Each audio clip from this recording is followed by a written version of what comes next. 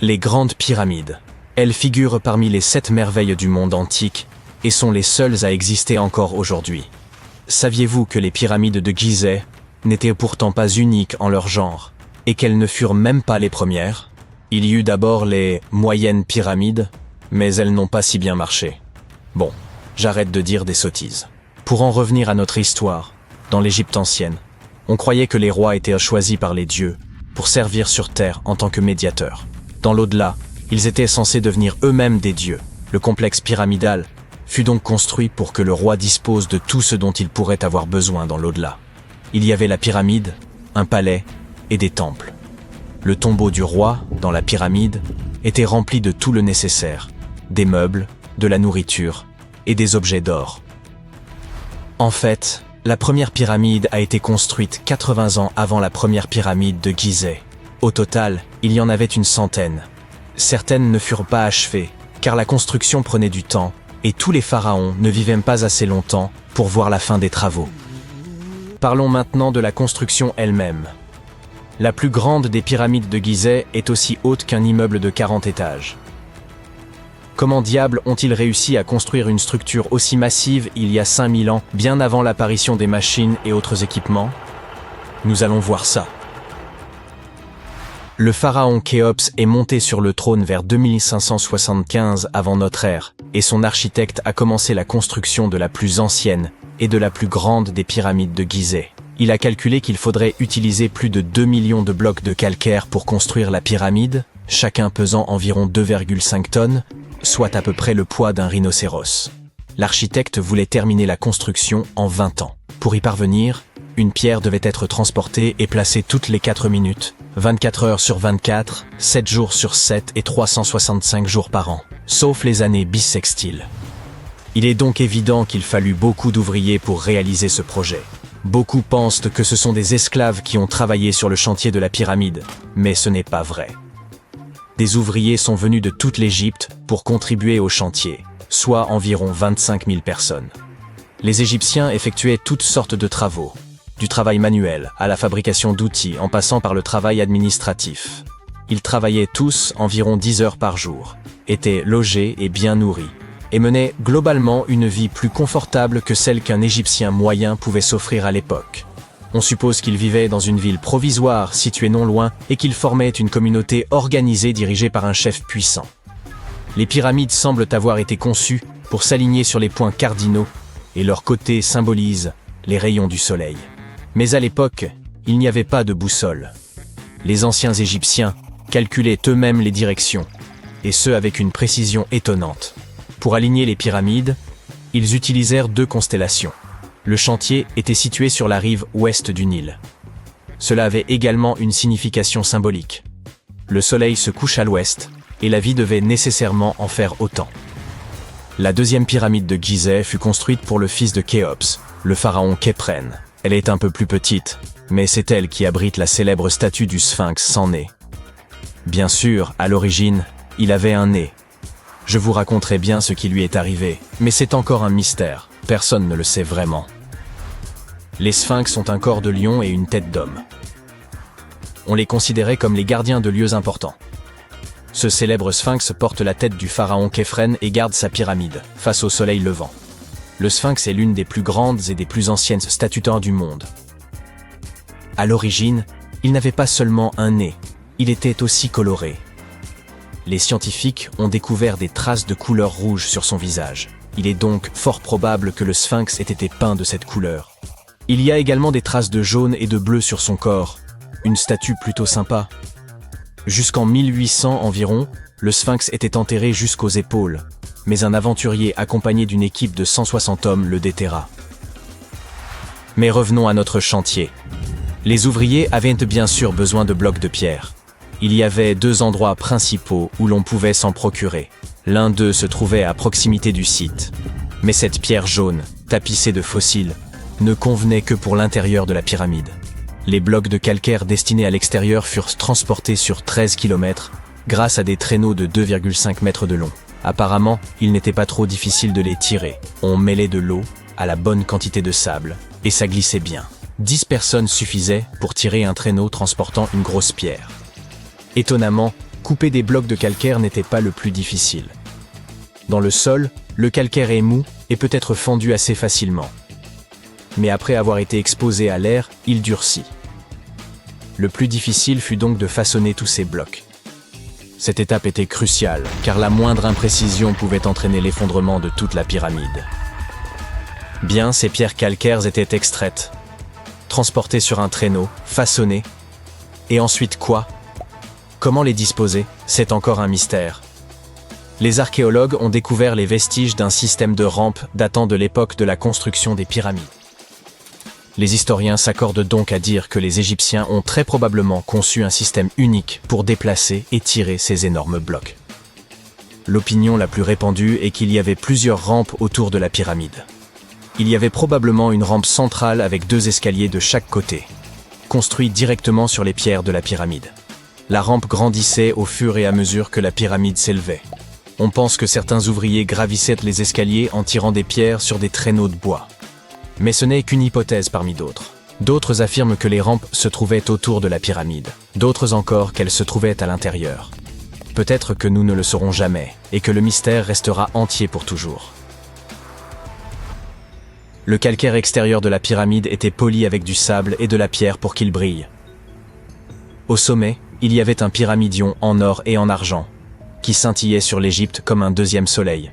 Voilà comment on occupait son temps il y a 5000 ans. Parlons maintenant de l'intérieur. Curieusement, il n'y a pas grand-chose à l'intérieur de la pyramide. En très grande partie, il s'agit de pierres massives, avec très peu d'espace ouvert. Mais jetons un coup d'œil rapide. Depuis l'entrée, il y a 2 escaliers, l'un qui descend, l'autre qui monte. Ils nous mènent aux chambres.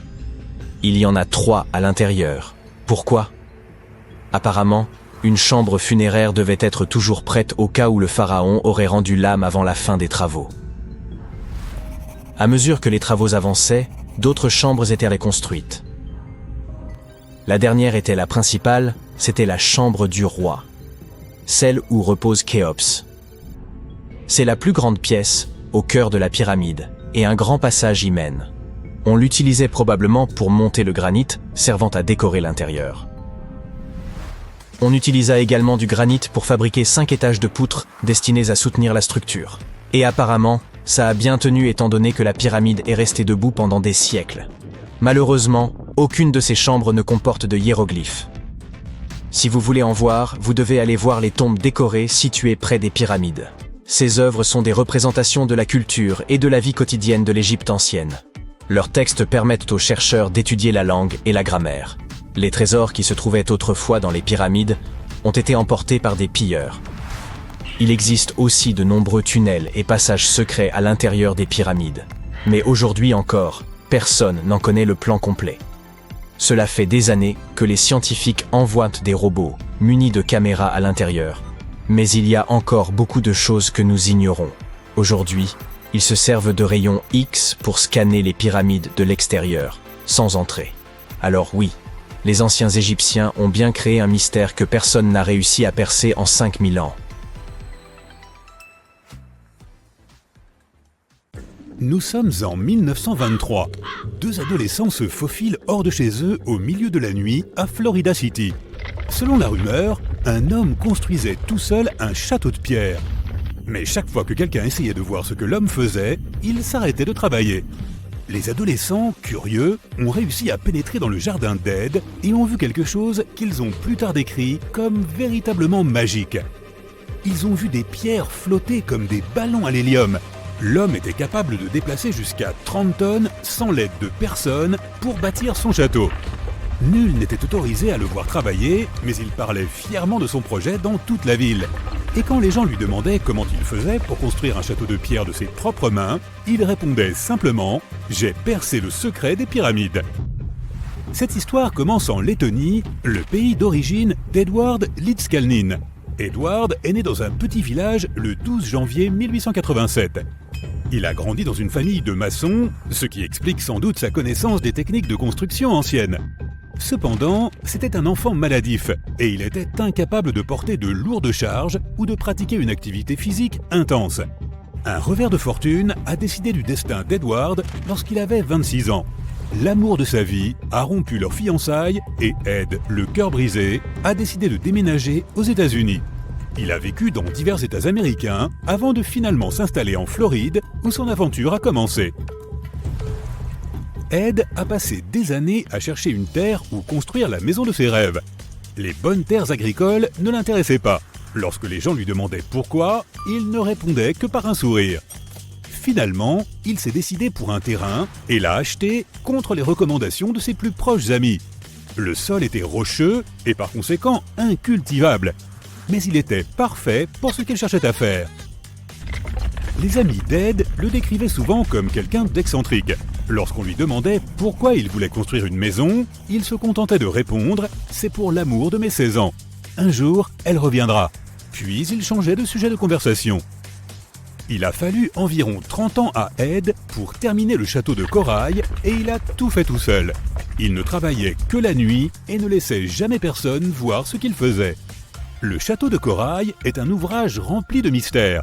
Si tu voulais visiter le site à l'époque, tu devais passer par une porte tournante de 9 tonnes et de 2 mètres de haut que même un enfant pouvait pousser avec qu'un seul doigt. Ed était si fier de sa porte qu'il a initialement nommé son site le parc à la porte de pierre. Il n'a été rebaptisé château de corail que bien plus tard, après le décès d'Edward. Une fois à l'intérieur, les visiteurs peuvent admirer les incroyables merveilles de construction d'Edward Leedskalnin. Des tours, des symboles mystiques, des meubles et des balançoires, tout entièrement faits de blocs de pierre monolithiques. Les pierres sont posées les unes sur les autres et ne tiennent ensemble que par leur propre poids. Et crois-le ou non, le parc compte environ 1100 tonnes de pierre. Aujourd'hui, si tu visites la maison d'Ed, tu pourras même voir les instruments élémentaires qu'il utilisait pour travailler. Burin, marteau, cordes et poulies. Mais ces réalisations semblent difficilement imaginables avec des équipements modernes. Sans eux, elles semblent impossibles. L'énigme du château de corail réside dans sa construction même et les techniques utilisées. Sur la seule photo d'Ed Leedskalnin au travail, nous voyons une structure à levier simple composée d'un palan à chaîne attaché à un trépied de bois. Le trépied était fait de vieux poteaux téléphoniques surmontés d'un caisson en bois. Ce qu'il y avait dans le caisson demeure bien sûr un mystère. Malheureusement, il a emporté ses secrets avec lui, n'ayant jamais dévoilé la vérité de son travail à quiconque. Mais nous en saurons peut-être davantage un jour, car plusieurs personnes ont émis des théories et continuent encore aujourd'hui de spéculer sur les techniques employées. Selon l'une de ces théories, il existerait un réseau harmonique dans la couche superficielle de la Terre et donc des zones d'antigravité en certains points du globe. On pense que le château de corail aurait été construit sur une de ces zones. Cela pourrait expliquer pourquoi Ed a mis si longtemps à trouver le terrain qui lui convenait. Peut-être cherchait-il un site qui lui permettrait d'exploiter ses forces antigravitationnelles. Mais chaque fois qu'Ed parlait de son travail, il disait simplement qu'il avait tout compris des lois relatives au poids et aux effets de levier et qu'il avait percé le secret des pyramides. Mais de quel secret s'agissait-il, te demandes-tu peut-être ? D'après Ed lui-même, tout reposait dans le magnétisme. Il a même publié un texte intitulé « Le courant magnétique ». Il y explique que toute chose contient des particules magnétiques, il ne reste qu'à découvrir où elles se trouvent exactement à l'intérieur de tel ou tel objet. Et ainsi, les objets peuvent être soulevés et déplacés sans presque aucun effort. Un peu comme on déplace quelque chose de lourd sous l'eau. Les scientifiques disent que si nous supposons qu'Ed Leedskalnin et les bâtisseurs de pyramides ont utilisé la même technique, il n'aurait fallu qu'environ 4700 ouvriers pour construire la grande pyramide de Gizeh, au lieu des 20 à 100 000 estimés habituellement. Mais cette histoire recèle encore de nombreux mystères. À la fin des années 1920, Ed terminait la construction de son château de corail à Florida City. Des rumeurs sur son travail s'étaient répandues dans toute la ville.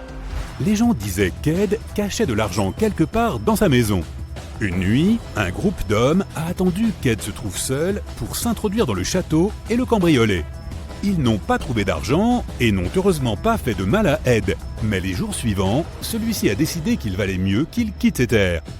Bien sûr, il n'a pas emporté que sa brosse à dents avec lui. Il a décidé de déplacer l'ensemble du château de corail sur un autre site, à 10 km de l'endroit où il avait bâti son parc. La légende raconte qu'Ed aurait engagé un chauffeur de camion en exigeant qu'il garde le secret sur ce qu'il avait l'intention de faire. Il lui a demandé de regarder ailleurs pendant qu'il chargeait le camion tout seul, déplaçant toutes les pierres sans aucune aide. Une fois le camion rempli, Ed est allé installer son château à Homestead, en Floride, où le parc se trouve encore aujourd'hui. En 1986, on a envoyé une équipe d'ingénieurs de l'Université de Floride pour tenter de réparer la porte d'entrée du parc, ce portail tournant de 9 tonnes dont Ed était si fier. Ils s'y sont rendus munis des équipements les plus modernes, parmi lesquels une grue de 20 tonnes. Lorsque les ingénieurs ont démonté la porte, ils ont remarqué qu'Ed avait placé une étrange pierre circulaire au-dessous. Les ingénieurs ne comprenaient pas comment cette pierre de la taille d'un frisbee pouvait soutenir un poids de 9 tonnes sans être immédiatement réduite en miettes. Ils ont envoyé la pierre au département de géologie de l'Université de Floride, mais les géologues l'ont simplement renvoyée en affirmant qu'ils ne savaient pas d'où elle pouvait provenir. Rien dans leur base de données ne pouvait les renseigner sur son origine. Les ingénieurs ont remis la porte de 9 tonnes en place en essayant d'utiliser d'autres techniques. Au début, cela ne fonctionnait pas sans la base qu'Ed avait utilisée. Ils ont donc dû couper directement dans la pierre pour que la porte puisse à nouveau tourner, prouvant du même coup qu'aucune technologie moderne ne pouvait reproduire ce qu'Ed avait fait tout seul. Avance rapide jusqu'en 2011. Un homme a prétendu avoir percé le mystère des bâtisseurs de pyramides et d'Ed Litzkalnin lui-même. Wally Wallington, un ouvrier du bâtiment à la retraite du comté de Lapeer dans le Michigan, a réussi à construire quelque chose en utilisant des techniques similaires à celles utilisées par Ed. Wallington est célèbre pour avoir bâti son propre Stonehenge dans le Michigan. On dit qu'il a utilisé des machines simples, des leviers et des contrepoids pour déplacer des blocs de béton de plusieurs milliers de kilos. Contrairement à Ed, Wallington a partagé ses techniques avec le public. De multiples vidéos présentent les techniques d'ingénierie qu'il a mises au point en n'employant que des matériaux très simples. C'est vraiment impressionnant. Il a déplacé sa grange entière sur un autre site en n'utilisant que des outils élémentaires. Cependant, il n'y a aucun moyen de savoir si ce sont les mêmes techniques que celles utilisées pour la construction du château de corail. À ce jour, les secrets du célèbre château n'ont toujours pas été élucidés. Mais qui sait, nous y arriverons peut-être un jour. Une découverte macabre a été faite en Égypte il y a quelques années. Vous voulez en savoir plus ? 16 mains humaines, soigneusement enterrées dans 4 fosses sinistres. À première vue, elles ne ressemblaient pas vraiment à des mains humaines, car elles étaient anormalement grandes. Mais c'étaient bien des mains d'hommes. Bizarrement, il n'y avait que des mains droites, aucune main gauche. Et nous avons découvert qu'un ancien rituel très sombre avait eu lieu à cet endroit. L'art et les contes de l'Égypte ancienne parlent d'une cérémonie au cours de laquelle les guerriers présentaient la main droite de leurs adversaires comme preuve de leur victoire et demandaient de l'or en échange. Les Égyptiens croyaient en une vie après la mort, et couper la main de quelqu'un revenait à lui ôter son pouvoir pour l'éternité. S'assurer ce type de victoire était intéressant pour les guerriers. Dans le cas qui nous occupe, le combat avait opposé les Égyptiens aux Hyksos, qui vivaient dans ce qui s'appelait autrefois Canaan. L'Égypte a souvent été le théâtre de découvertes qui ont marqué l'histoire. Et il y a quelque temps, ce papyrus a été retrouvé. Quand on le déploie, il est un peu plus grand qu'un gratte-ciel. Le plus petit gratte-ciel du monde, d'accord. Celui de Wichita Falls, au Texas. À l'époque, les humains n'écrivaient pas sur leur téléphone, ils écrivaient sur cette chose, fabriquée à partir de la moelle du souchet papyrus. Il y a environ 2000 ans, les anciens Égyptiens ont composé quelque chose qui ressemble à un livre. Ils y ont décrit la plupart de leurs traditions funéraires et leur vision de l'au-delà. Ce manuscrit est considéré comme l'un des textes les plus importants de l'Égypte ancienne et il est encore vendu en librairie à ce jour. Il a été exhumé d'une chambre située juste au sud de la pyramide de Djeser, à Saqqara. Eh oui, Djeser est la pyramide la plus ancienne d'Égypte. Ce ne sont pas celles de Gizeh, comme le pensent la plupart des gens. Récemment, le site de Saqqara a été pris d'assaut par des archéologues super enthousiastes qui ont trouvé l'une des plus anciennes momies intactes d'Égypte. Ils pensent que cette momie bien conservée est la dépouille d'un homme fortuné. Elle a été découverte dans un puits profond, recouverte de plusieurs couches de feuilles d'or. De nombreux symboles montrent qu'il s'agissait d'un homme important et riche, comme le bandeau qu'il porte sur la tête, le bracelet sur sa poitrine et le fait qu'il ait été embaumé avec une tunique, ce qui était réservé à la fine fleur de l'Égypte. Mais le plus cool dans cette découverte, c'est que le lieu de repos était toujours scellé au mortier, soit dans l'état dans lequel les Égyptiens l'avaient laissé il y a 4300 ans. Cela peut paraître étrange, mais en 2008, des archéologues ont découvert une pyramide manquante. Elle a disparu parce qu'elle s'est tout simplement détériorée en l'espace de 4000 ans. Aujourd'hui, on ne voit plus que sa base. C'était un site très important dans l'Antiquité. On dit qu'autour de la pyramide, les anciens organisaient une cérémonie très particulière, au cours de laquelle les grands prêtres portaient les restes momifiés de taureaux sacrés. Voici un fait amusant. Les anciens Égyptiens croyaient que les taureaux étaient des incarnations terrestres de la divinité de la ville de Memphis et qu'ils étaient liés au rite de fertilité. Mais il ne s'agissait pas de n'importe quel taureau. Ils devaient être entièrement noirs, avec une seule marque blanche entre les cornes et tout un tas de caractéristiques très spécifiques. Ils étaient sélectionnés par les prêtres locaux et honorés jusqu'à leur mort. Ensuite, ils étaient momifiés et enterrés dans des galeries souterraines. Cette pyramide manquante a disparu vers le XVIIIe siècle. C'est un archéologue allemand qui l'a découverte pour la première fois dans le village de Saqqara. Il l'a nommée la pyramide décapitée lorsqu'il l'a vue pour la première fois. Mais des années après sa découverte officielle, le sable du désert est venu la recouvrir. On a procédé à quelques fouilles, entre le 19e et le 20e siècle, mais pas de manière systématique. C'est pourquoi les scientifiques ont été très contents le jour où ils ont déterré la base entière de la pyramide après avoir retiré le monticule de sable de 8 mètres qui la recouvrait. Et saviez-vous que des archéologues américains fouillaient un cimetière égyptien qui pourrait contenir plus d'1 million de corps momifiés? Jusqu'à présent, les archéologues ont déterré environ 1700 momies. L'une des principales différences avec les autres momies égyptiennes classiques est que ces personnes n'étaient ni des rois ni des pharaons. C'étaient des gens du peuple ayant vraisemblablement vécu il y a 1500 ans, lorsque l'Égypte était contrôlée par les empires romains et byzantins. Le nom du cimetière est intéressant, la voie du buffle d'eau, au cas où vous voudriez y jeter un coup d'œil lors de votre prochain voyage.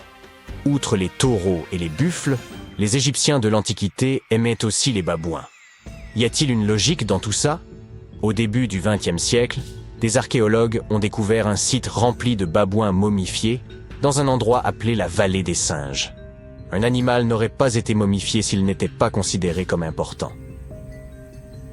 Certains animaux étaient plus importants que d'autres, car ils étaient liés à des divinités spécifiques. Les chacals étaient liés à Anubis, l'ancien dieu de l'au-delà. Quant aux chats, ils étaient assimilés à la divinité féminine Bastet. Les babouins étaient très importants, car on pensait qu'ils étaient liés à Thoth, la divinité de la sagesse, et conseiller de Ra, l'une des divinités suprêmes de l'Égypte. Les archéologues ont découvert que ces babouins n'étaient pas très heureux. Ils pensent qu'on les gardait à l'intérieur, et qu'ils furent privés de la lumière du soleil pendant la majeure partie de leur vie. Ils souffraient d'une grave carence en vitamine D et étaient mal nourris. Peut-être que Thoth s'est mis en colère contre les gardiens de ces babouins, simple supposition. Les archéologues ne s'ennuient jamais en Égypte. Ils ont également trouvé des momies humaines avec des langues en or. Les Égyptiens étaient très attachés à la vie après la mort, et ils pensaient qu'avoir une langue en or pouvait aider une personne à parler une fois passée de l'autre côté. Un peu difficile sans doute, mais pourquoi pas. Certaines de ces momies furent placées dans des cercueils en bois avec des objets tels que des colliers, des poteries, des objets en or en forme de fleurs de lotus et de scarabées, et des iPhones. Je plaisante. Un nouveau temple a également été exhumé récemment en Égypte. Les scientifiques pensent qu'il était consacré à Zeus Cassios. Cette divinité serait un croisement entre Zeus, la toute-puissante divinité grecque, et le mont El-Kas. En fouillant la péninsule du Sinaï, en Égypte, les archéologues sont tombés sur 2 colonnes de granit rose qui sortaient du sol. Et bingo! Ils pensent que ces colonnes représentaient la porte d'entrée du temple et qu'elles se sont effondrées lors d'un tremblement de terre il y a de nombreuses années. Et puisqu'on parle de divinités, certaines sont moins sérieuses que d'autres. Récemment, des scientifiques ont déterré un anneau d'or dans une ville située au sud du Caire. Non, Frodon, il n'est pas magique. Il s'agit d'un anneau en or, tout ce qu'il y a de plus normal. sauf qu'il est orné de la figure de la divinité de l'amusement, qu'on appelle Bess. Cette divinité est souvent décrite dans les textes sacrés comme un joyeux nain joufflu. Aujourd'hui, nombreux sont les tatouages dépourvus de signification et réalisés à des fins purement esthétiques. Dans l'Égypte ancienne, cependant, les femmes se faisaient tatouer afin d'être protégées au moment d'accoucher. C'est du moins ce que pensent les scientifiques. Dans la région du Nil, des chercheurs ont trouvé des momies dont les tatouages étaient bien conservés, ce qui est tout rare, car la peau se détériore très facilement. 2 de ces femmes s'étaient fait tatouer le bas du dos, et les dessins étaient simples. Il y avait surtout des images, dont celle du nain joufflu dont nous venons de parler, Bess. Protéger les femmes lors de leur accouchement était donc apparemment son hobby. Me croiriez-vous si je vous disais que les anciens Égyptiens ont inventé les robots? Non. En effet, ce n'est pas tout à fait vrai. Bien sûr, c'étaient des astronomes, des mathématiciens et des ingénieurs. Mais ils sont également les auteurs d'une invention farfelue, une divinité automatisée que les scientifiques appellent Hathor. Cette statue en bois se trouvait depuis des années au Metropolitan Museum of Art, jusqu'à ce que quelqu'un remarque qu'elle avait un secret. À l'aide d'un scanner à rayon X, les spécialistes ont découvert un système mécanique à l'intérieur de la statue. L'axe en forme de poulie va de l'épaule de la statue à sa jambe gauche. Lorsque le système tourne, la statue lève et abaisse sa main, comme pour dire bonjour. Quelque chose d'étrange se cache sous les sables de Gizeh, et les scientifiques n'ont aucune idée de ce que c'est. Des archéologues viennent de découvrir une structure cachée près de la Grande Pyramide, à l'aide d'une technologie avancée de reconnaissance souterraine. Que contient-elle? Personne ne le sait, mais les fouilles ont déjà commencé. La Grande Pyramide de Gizeh est l'un des monuments les plus célèbres au monde. Mais elle n'est pas seule. Elle est entourée d'une ancienne nécropole, un immense cimetière royal rempli de tombes et de monuments. Ils appartiennent à des pharaons, à des nobles et à d'autres hauts dignitaires. La plupart de ces tombes se trouvent au-dessus du sol. Elles portent le nom de mastabas. Il s'agit de sépultures rectangulaires au toit plat, construites en calcaire ou en briques crues. Elles font l'objet d'études depuis des décennies. Cependant, grâce à de vieux films, nous savons qu'il ne s'agit pas de simples tombeaux. Ils abritent de profonds puits verticaux menant à des chambres funéraires souterraines, où le passé a été scellé pour l'éternité. Récemment, des archéologues ont découvert un étrange espace, vide dans le cimetière. Une parcelle de terrain totalement inexplorée. Pas de mastaba, pas de ruines visibles, rien. Pendant des années, ils l'ont ignoré. Mais entre 2021 et 2023, ils ont décidé d'enquêter. Ils n'ont toutefois pas creusé. Au lieu de cela, ils ont utilisé une technologie similaire à nos radios médicales, mais pour le sol. Ces radars ont permis aux scientifiques de voir. Et il y avait bien quelque chose sous le sable, quelque chose qui avait été délibérément enterré et oublié. Une structure souterraine en 2 parties. L'une est peu profonde et en forme de L. Elle mesure environ 10 mètres de long et est enterrée à seulement 2 mètres de profondeur. Et plus bas, une anomalie plus mystérieuse encore. Une structure complètement différente de tout ce qui se trouve dans les environs. Ils l'ont qualifiée d'anomalie à haute résistance, ce qui signifie qu'elle est dense et solide, probablement faite de pierre, de sable ou même de métal, et personne ne sait ce qu'elle renferme. Il est évident que cette structure en forme de L a été construite de main d'homme. Elle n'a rien de naturel, et il se pourrait qu'elle ne soit qu'une entrée vers ce qui se cache en dessous. Cependant, nous n'avons encore que des hypothèses concernant son contenu. Elle est remplie de sable et de gravier. Elle a probablement été remblayée délibérément après sa construction, peut-être pour la préserver. Pourquoi? Nous ne le savons pas. L'équipe archéologique devra procéder à des fouilles pour comprendre exactement ce qu'était cette structure et pourquoi elle a été construite. La première hypothèse est qu'il s'agit d'une chambre funéraire perdue. De nombreuses tombes à Gizeh ont des sites funéraires souterrains, mais la plupart présentent des marqueurs clairs à la surface. Celle-ci, pour une raison quelconque, n'en a aucun. Mais il se peut, tout de même, qu'il s'agisse bien de cela. La deuxième hypothèse est qu'il s'agit d'une ancienne chapelle funéraire. Les égyptologues savent que certaines chapelles furent construites de cette manière. Mais on les construisait généralement au-dessus du sol, non pas au-dessous, comme celle-ci. Enfin, il pourrait s'agir de quelque chose que nous n'avons jamais vu auparavant. Si cette structure s'avère être d'un type nouveau, cela pourrait bouleverser nos connaissances sur les sépultures des pharaons. La seule façon d'en être certain est de continuer les fouilles. Et c'est exactement ce que font les archéologues sur ce site. Leur travail a déjà bien avancé. Ils sont pressés de découvrir la vérité. Cependant, il existe un réel danger. Les structures anciennes et fragiles de Gizeh doivent être manipulées avec précaution. Sinon, elles pourraient être endommagées de manière irréversible. Nous devons donc être patients. Ces tombes ont toujours recelé des mystères fascinants. Malheureusement, à cause des pilleurs, beaucoup de choses nous ont échappé jusqu'à présent. On construisait ces tombes dans le but de préserver les corps pour l'éternité. Mais cela n'a pas empêché les pilleurs de s'y introduire pour y dérober tout ce qui avait de la valeur. Ils s'en prennent à ces sites antiques depuis des milliers d'années, depuis l'époque des pharaons eux-mêmes. La plupart des tombes les plus célèbres, notamment celles de Gizeh, de Saqqara et de la vallée des rois, ont été pillées. C'était une pratique courante dans l'Égypte antique, et les pilleurs prenaient cette activité très au sérieux. Ils creusaient des tunnels secrets pour contourner les pièges et les murs. Ils soudoyaient ou menaçaient les ouvriers travaillant dans les tombes pour obtenir des informations. Ils ouvraient les sarcophages pour s'emparer de l'or, des bijoux et des objets anciens. Et lorsque les archéologues modernes ont découvert ces tombes, elles avaient déjà été entièrement pillées. Les pharaons au pouvoir se sont vite lassés de ces actes de vandalisme. La vallée des rois, célèbre cimetière de la royauté égyptienne, était censée être la zone la plus sécurisée. Les tombes ici y étaient construites profondément sous terre, cachées dans les airs. Les passages étaient scellés par d'énormes blocs de pierre. De fausses portes et des pièges étaient ajoutés pour dérouter les voleurs. Des malédictions étaient même inscrites sur les murs, promettant un destin tragique à quiconque oserait profaner la tombe. C'est de là que viennent toutes ces histoires terrifiantes sur les momies. Vous l'aurez deviné. Rien de tout cela n'a fonctionné. La plupart des tombes de la vallée des rois furent entièrement pillées moins de 100 ans après leur construction. Même la tombe du roi Toutankhamon, l'une des plus célèbres de l'histoire, fut profanée à 2 reprises dans l'Antiquité. Certains décidèrent de riposter. Les souverains du Nouvel Empire construisirent des tombes cachées et anonymes afin d'empêcher les pilleurs de les trouver. Cela ne fonctionna pas. Certains pharaons, comme Ramsès II, furent secrètement déplacés afin qu'on ne puisse pas déranger son sommeil éternel.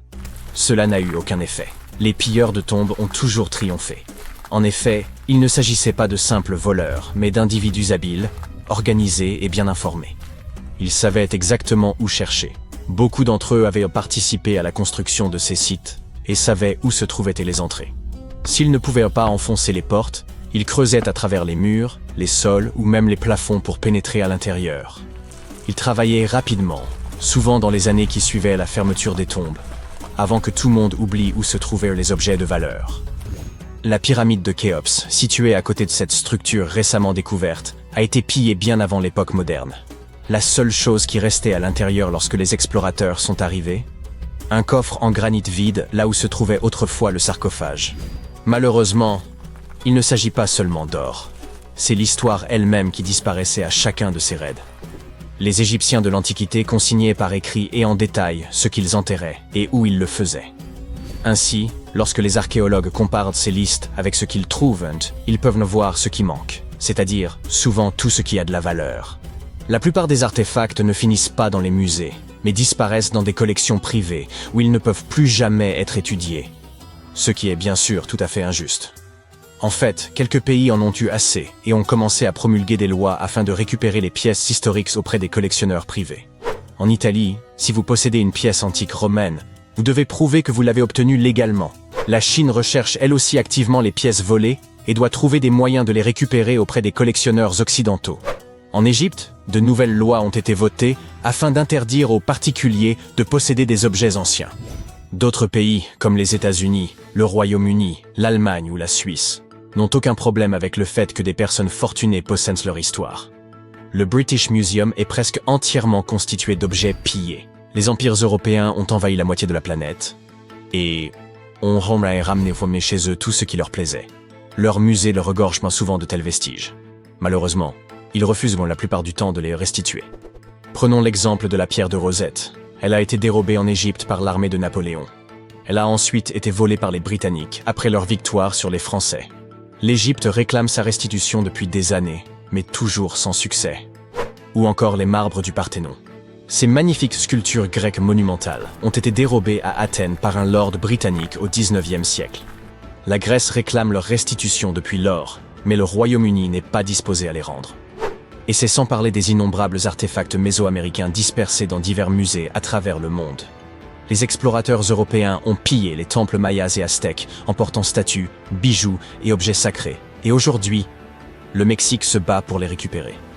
Il ne serait pas surprenant que même cette mystérieuse chambre souterraine ait déjà été pillée d'une manière ou d'une autre. Mais s'il s'agit vraiment d'un lieu récemment découvert, pourrait-il être l'un des rares à avoir échappé aux pilleurs? Se pourrait-il qu'il renferme encore des objets anciens, intacts depuis 4500 ans? Nous ne pouvons qu'espérer que les voleurs ne s'y soient pas déjà introduits. Imagine que tu travailles 7 jours sur 7 sur un grand chantier de construction. Comme des milliers d'autres personnes, tu portes des millions de blocs de pierre et tu les poses les uns sur les autres selon un système complexe. Tu travailles sans équipement de construction moderne. Tu n'as pas de climatisation, ni d'accès permanent à l'eau. Il fait si chaud dehors que tu peux faire frire des œufs sur la route. Tu construis cette pyramide depuis des décennies. Et maintenant, quand elle est enfin terminée, tu apprécies le résultat du travail colossal de milliers de personnes. Tu as devant toi un monument culturel géant de valeur mondiale qui va se figer dans le temps et émerveiller les gens pendant des dizaines de milliers d'années. Quelques milliers d'années ont passé, les gens du 21e siècle voient les pyramides et se disent « Waouh, je ne peux pas croire que des humains aient construit ça ». Oui, les gens qui ont construit les pyramides n'auraient pas apprécié ce genre de remarques. Mais en fait, il y a de bonnes raisons de penser que les gens qui l'ont construit ont utilisé une technologie hors du commun. De l'extérieur, on dirait que les grandes pyramides ne sont que de grands triangles de pierre. Les gens ont simplement posé des blocs lourds les uns sur les autres. Et c'est tout. En fait, la conception semble trop parfaite pour être vraie. La pyramide est constituée de plus de 2 millions de blocs. Ils sont si proches les uns des autres et si réguliers qu'on ne pourrait même pas glisser une fine feuille de papier entre eux. Incroyable! Les scientifiques ne connaissent toujours pas la technologie exacte utilisée pour construire les pyramides égyptiennes. L'une des plus grandes et des plus célèbres est la grande pyramide de Gizeh. Cette énorme construction connue dans le monde entier a un grand secret. Il devait y avoir une pierre de couronnement au sommet de la pyramide. C'est un bloc de pierre de forme triangulaire, une petite pyramide au sommet d'une énorme. La chose est aussi connue sous le nom de pyramidion. Les bâtisseurs de l'Égypte ancienne l'ont fabriquée en granit et en calcaire et l'ont recouverte d'or. Aucun document ou dessin ancien ne permet de prouver qu'il y avait un pyramidion au sommet de la grande pyramide de Gizeh. Mais il existe une autre structure égyptienne ancienne dans ce type de triangle, la pyramide rouge. Elle a été construite avant la grande pyramide et sa pierre de couronnement a survécu jusqu'à ce jour. Les archéologues l'ont trouvée et reconstruite. Mais alors, où pourrait se trouver la pierre de couronnement de la grande pyramide? C'est un mystère qui n'a toujours pas de réponse. Certains sont persuadés que des voleurs l'ont dérobée au sommet. Peut-être ont-ils simplement grimpé et poussé le pyramidion jusqu'en bas. C'est tout à fait logique. La pierre angulaire était probablement l'élément le plus précieux de la pyramide. De nombreux scientifiques et archéologues ne connaissent toujours pas sa fonction exacte. Certains pensent que ce sommet recouvert d'or glorifiait les pharaons. La nuit, la pierre de couronnement reflétait la lumière de la lune et illuminait tout l'espace qui l'entourait. Pendant la journée, cette pierre reflétait la lumière du soleil avec sa surface brillante. On pouvait la voir de loin. Le sommet de la pyramide était une sorte d'étoile guide pour les voyageurs perdus. Tous les autres blocs de pierre de la pyramide sont constitués de calcaire. Les gens les polissaient pour les faire briller. Dans le passé, ils étaient même très brillants et reflétaient la lumière. On aurait pu voir des pyramides lumineuses depuis l'espace, même si elles ressemblaient à de toutes petites lumières. Au fil des milliers d'années, les vents, les tempêtes de sable et les pluies ont modifié l'apparence des pyramides. Si les gens avaient pris soin d'elles pendant tout ce temps, elles auraient ressemblé à quelque chose sorti des films de science-fiction ou bien aux pyramides de Las Vegas. Mais malheureusement, nous ne verrons jamais leur apparence d'origine. Certains archéologues et scientifiques pensent que la pierre de couronnement pouvait absorber l'énergie du soleil et la répartir uniformément dans la pyramide. Personne ne sait précisément pourquoi les Égyptiens avaient besoin de cette technologie. Il y a une théorie selon laquelle les pyramides sont d'anciens systèmes énergétiques. Les pharaons ont appliqué cette énergie pour utiliser des technologies uniques plus avancées que toutes les réalisations du XXIe siècle.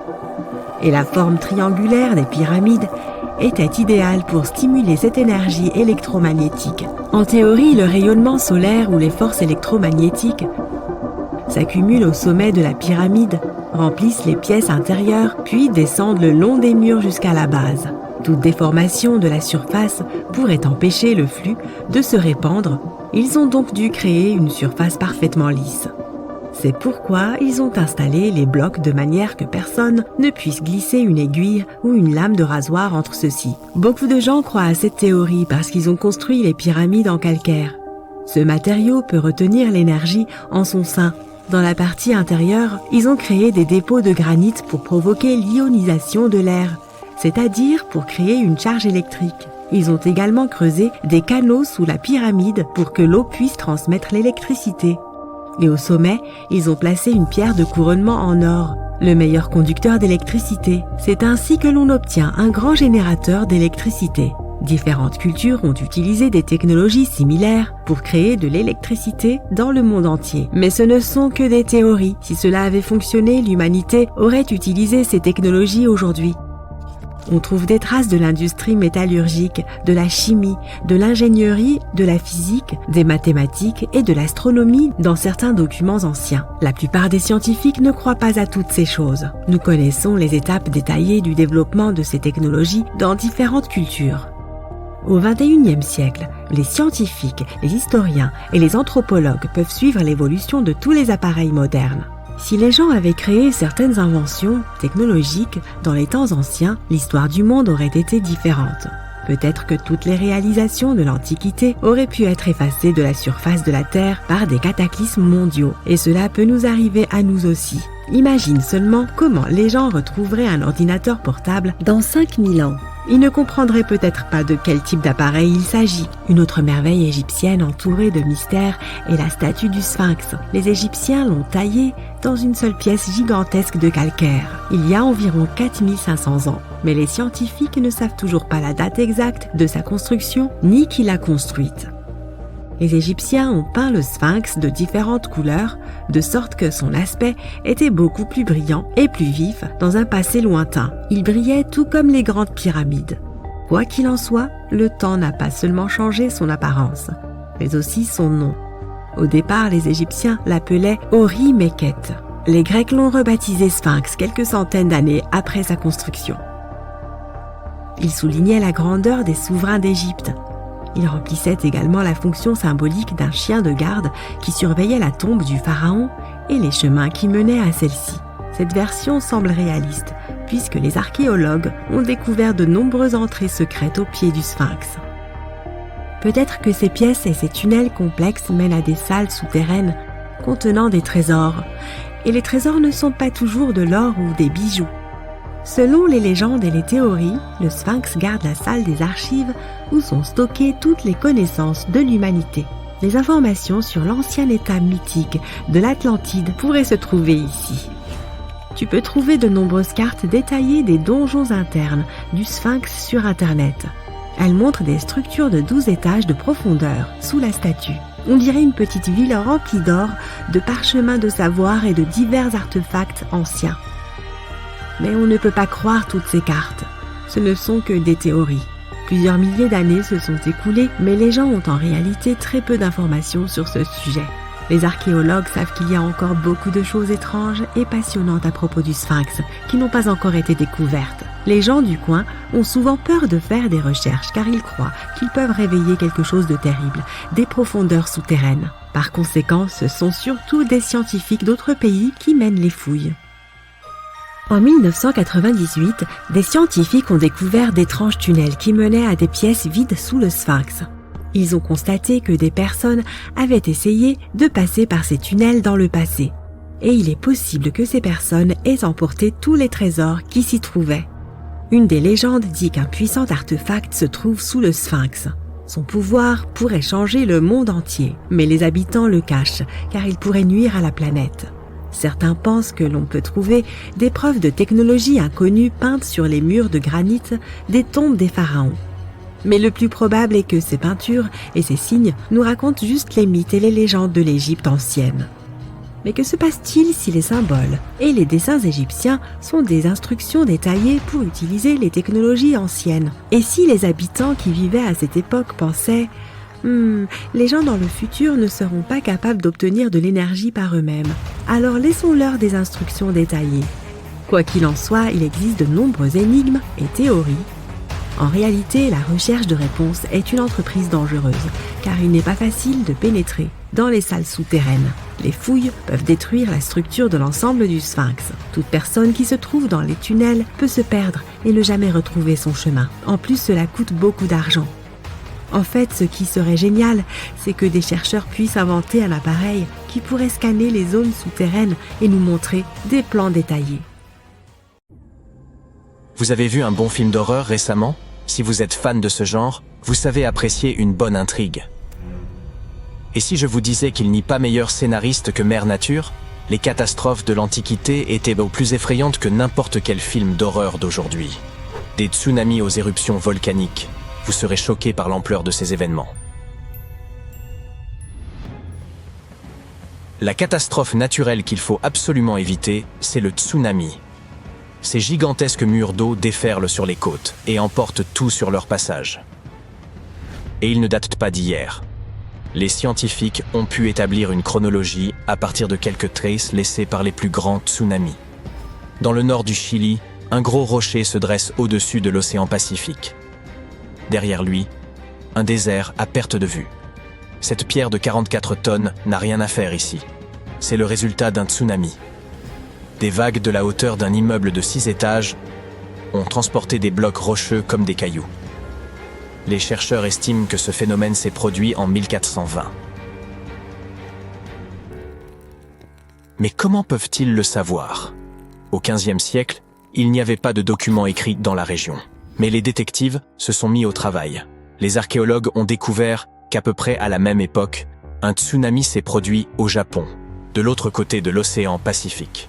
Le sol a tremblé au large des côtes chiliennes. C'est ainsi que le tsunami a été créé. La vague a ensuite parcouru près des 2/5 de la circonférence de la Terre. Un tsunami vraiment infatigable. Mais ce n'était pas un événement isolé. Des indices suggèrent qu'un événement similaire s'est produit il y a 3800 ans.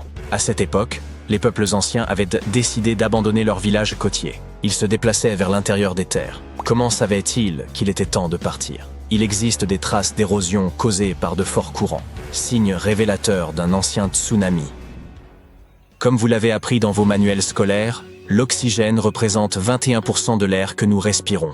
Mais il n'a pas toujours fait partie de l'atmosphère terrestre. Il n'y avait pas d'oxygène pendant toute la première moitié de la vie de notre planète. À l'époque, le dioxyde de carbone et le méthane étaient les principaux composants de l'atmosphère. Oui, ce même CO2 qui fait pétiller nos boissons. Mais l'autre gaz n'est-il pas dangereux? Eh oui, et le méthane est inodore. C'est la raison pour laquelle il n'y avait pas de vie sur Terre il y a des milliards d'années. Comment sommes-nous passés du méthane à l'oxygène? Les cyanobactéries ont fait leur apparition. Ce groupe de microbes a commencé à évoluer il y a environ 2,7 milliards d'années. Ces micro-organismes connaissent la photosynthèse, c'est-à-dire la transformation de la lumière du soleil en énergie. Ils convertissent la lumière du soleil en énergie. Et quel est le sous-produit de ce processus? Vous l'avez deviné, l'oxygène. Rapidement, il a commencé à se répandre de l'eau vers l'atmosphère. Là, il s'est mêlé au méthane, et avec le temps, il l'a complètement remplacé. Les scientifiques ont baptisé ce processus la grande oxydation. Mais en quoi cela peut-il être mauvais? Après tout, c'est grâce à cela que nous sommes en vie. Tout cet oxygène a empoisonné les organismes anaérobies. Et non, il ne s'agit pas là de formes de vie qui séchaient leur cours d'aérobic et de pilates. Ce terme signifie simplement que ces micro-organismes n'ont pas besoin d'oxygène pour se développer. Trop d'oxygène, et c'est la mort assurée. Et c'est précisément ce qui s'est produit. Les scientifiques ont décrit un phénomène de saturation en oxygène qui a modifié l'atmosphère terrestre pour toujours. La disparition de la plupart des organismes anaérobies est un des premiers cas d'extinction. Ils n'aimaient pas l'atmosphère de l'époque et ont décidé de se retirer. Mais voyez le bon côté des choses. Ils ont fait de la place pour les humains qui, eux, adorent l'oxygène.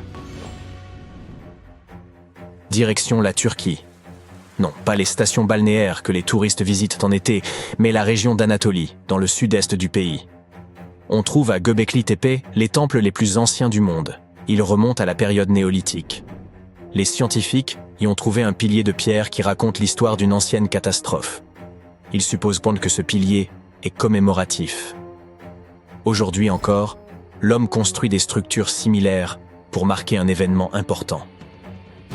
Le Washington Memorial en est un exemple. Il a été construit en l'honneur du premier président américain. Mais ce pilier en Turquie ne commémore pas un événement heureux.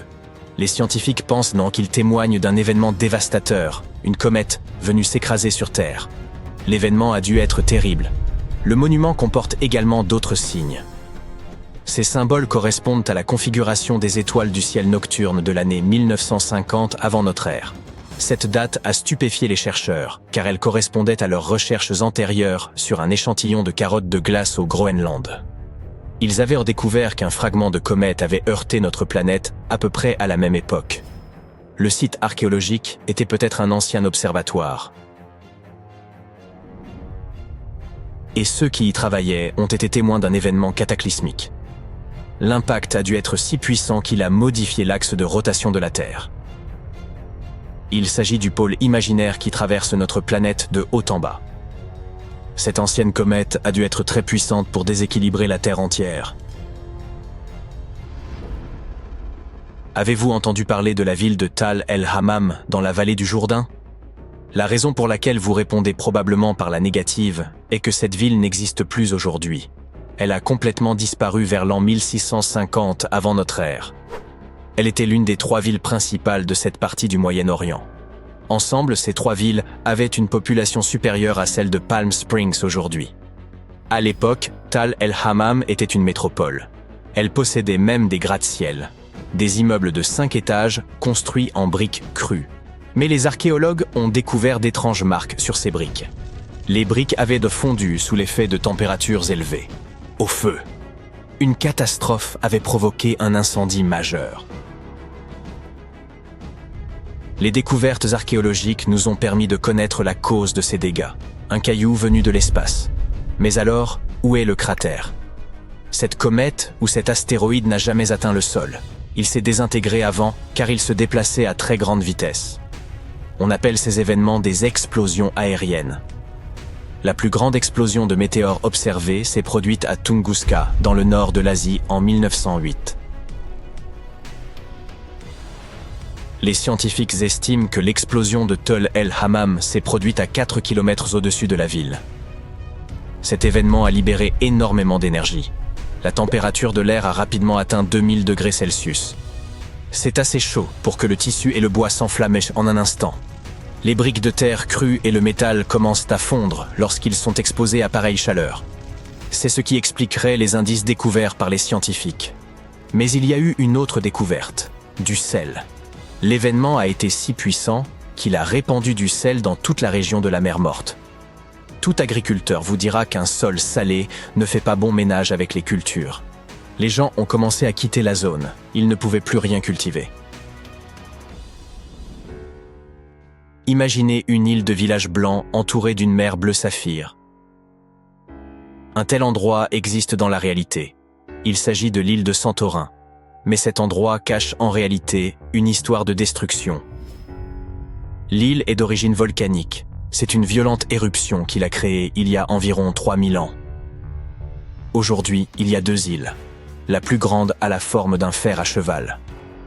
Lorsque vous les regardez d'en haut, les 2 îles semblent former un cercle.